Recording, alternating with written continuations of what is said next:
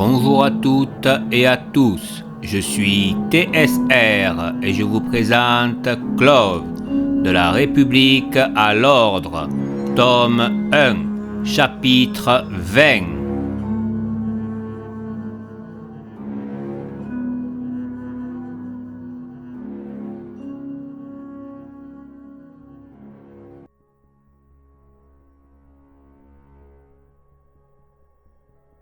Le savoir apporte le pouvoir. Comment obtenir un pouvoir qui dévore celui qui tente de l'acquérir? Cette question, plusieurs scientifiques se l'ont posée. Les secrets qui sont enfouis dans les nombreuses pages du livre noir ne sont pas des témoignages ou des observations, non. Elles sont la réalité. Une réalité que peu d'êtres vivants peuvent arracher à sa lecture. Car chaque mot, chaque lettre sont pétris d'une ombre qui dévore celui qui tente d'en percer les mystères. Quand Kalur Orlim entre dans la pièce sécurisée où se trouve le manuscrit, il sait que 15 autres personnes ont essayé de le décrypter avant lui. Ils ont tous fini par mourir, soit parce qu'ils se sont suicidés, soit par une infection qui les a détruits de l'intérieur. Il était attaché au savoir et à la connaissance. Il aimait comprendre les mystères de l'univers. Cette fois-ci, il était face à un dilemme.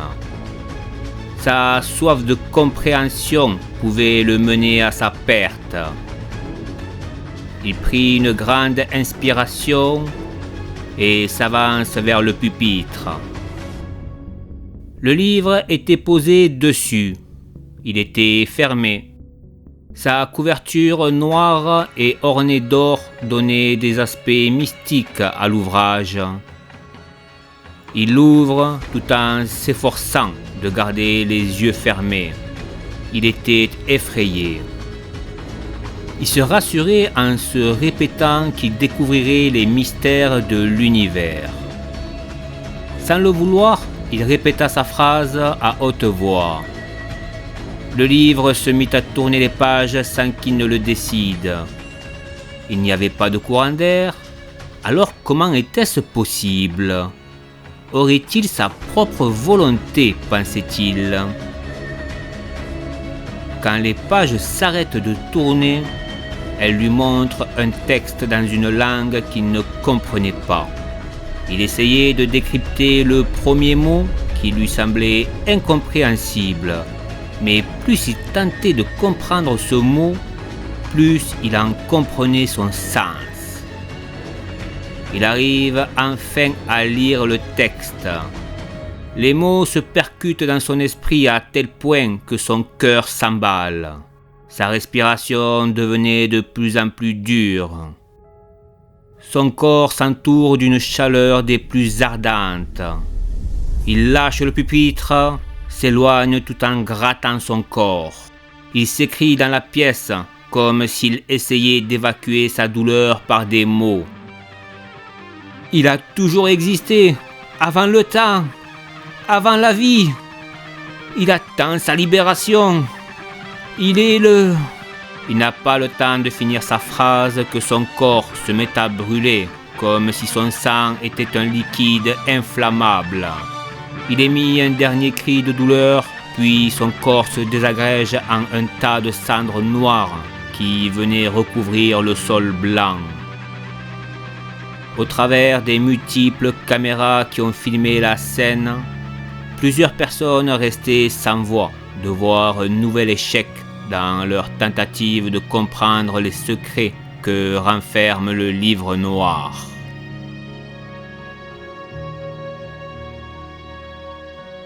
Dans le bâtiment de la régulation des lois se tenait une réunion d'urgence. Plusieurs ministres étaient réunis, donc Galactarius. Il y avait aussi les sénateurs Dordarek et Sarluc. Dans ce genre de réunion de crise, il n'y avait que les ministres qui étaient autorisés. Tout au plus, des gouverneurs de régions galactiques étaient invités. Mais là, il n'y en avait pas. La commission s'était réunie pour comprendre le fiasco de Chrysidon. Comment est-ce possible que les destructeurs de monde aient pu revenir ? Lance un ministre, alors que plusieurs politiciens se regardaient dans les yeux sans avoir le début d'une réponse. Le ministre Myrus prit la parole. Nous savons tous ce que signifie leur retour. Ils étaient sous le contrôle de Hannibal Barca. Je pense qu'il a feinté sa mort et qu'il est de retour. Hannibal Barca est mort. Des analyses ont été faites sur sa dépouille. Je pense plutôt que quelqu'un d'autre a pris le relais. Lance un autre ministre. Le sénateur Dordarek savait ce qui se tramait, mais ne voulait pas dévoiler son jeu, du moins pas tout de suite, car il était le seul à connaître l'existence de cette organisation secrète. Vous ne sauriez pas ce qui s'est passé par hasard, sénateur Dordarek ? Demande le ministre Galactarius. Il était pris dans son propre jeu, lui qui réfléchissait à sa façon de procéder. Il préparait la riposte à la question qui venait d'être posée. Tous les regards se tournaient vers lui. Non, je ne sais pas. Le dictateur samirin était sur ce monde quand je l'ai quitté. Il n'y avait pas de trace d'attaque imminente, dit le sénateur à l'Assemblée. Il n'était pas arrivé à convaincre son auditoire. Voyez-vous, j'ai fait une enquête. J'ai appris qu'en réalité, Barca n'était pas en capacité de manipuler les destructeurs de monde. Non, ils étaient sous le contrôle des frères démons. Eux aussi sont morts. Mais comme nous l'a appris le procès d'après-guerre, les frères démons étaient des cloves. Je ne me trompe pas en disant que vous avez dans votre équipe 2 cloves, dont un qui serait considéré comme un paria au sein même de son peuple, lance le sénateur Sarluc, tout en tournant son regard vers son confrère sénateur. Plusieurs ministres comprennent et acceptent le postulat du sénateur. D'autres sourient à son propos. Ne soyez pas stupides, sénateur. Tarwin et Dorga sont de la même famille que Corluc. L'un est son petit-fils, l'autre est le neveu de Salvi, relance Dalg Dordarek. De plus, il y a aussi 2 cloves dans votre équipe, sénateur Sarluc, annonce le ministre Galactarius. Dordarek ne le montre pas, mais il remercie l'intervention de son confrère, qui ne semble pas plaire à Sarluc. Il fait apparaître sur des écrans transparents des données personnelles. Elles indiquent le classement de la promotion des soldats de Clavs. Les 2 soldats qui ont été mis sous les ordres du sénateur Sarluc sont classés 120e et 96e sur 1000. Ils entrent dans leur fichier. Il y a tous les détails de leur parcours, avec leurs notes et les appréciations de leurs tuteurs. Puis, ils passent aux soldats de l'équipe de Dordarek. Ils sont premiers et seconds du classement. L'un a des données de son parcours, mais n'indique pas ses réelles capacités. Il y a aussi des appréciations de ses tuteurs, mais elles remontent à son enfance. L'autre, il n'y a rien. Je ne suis pas un expert en ce qui concerne le parcours des soldats, mais vous ne pouvez pas comparer ces 2 types de profils. De plus, le sénateur Dordarek a subi une tentative d'assassinat de la part de Samirin. Cela ne vous intrigue-t-il pas ?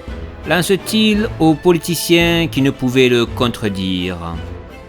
Le sénateur Dordarek se tourne vers le ministre Myrus, qui présidait la commission.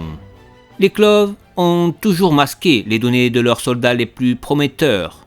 Vous ne pouvez pas me le reprocher. Et je ne me rabaisserai jamais à enfreindre la loi pour une vengeance. Le sénateur Sarluc exultait, tout en essayant de ne montrer aucune émotion de joie. J'ajouterai, si vous le voulez bien, que le diktat de la lumière était sous l'emprise d'une organisation nommée Ordre Noir.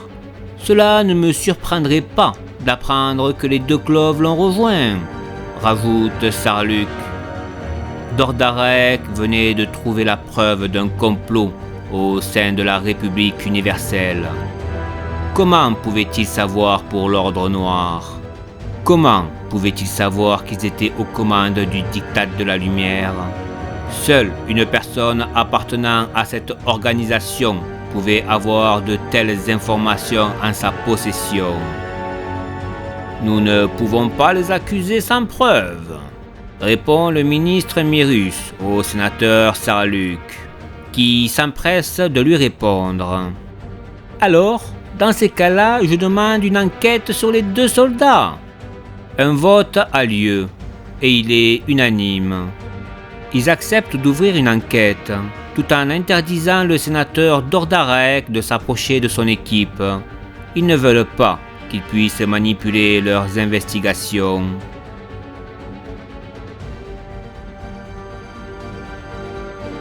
C'était TSR. Je vous remercie d'avoir suivi cet épisode. Je vous dis à la semaine prochaine.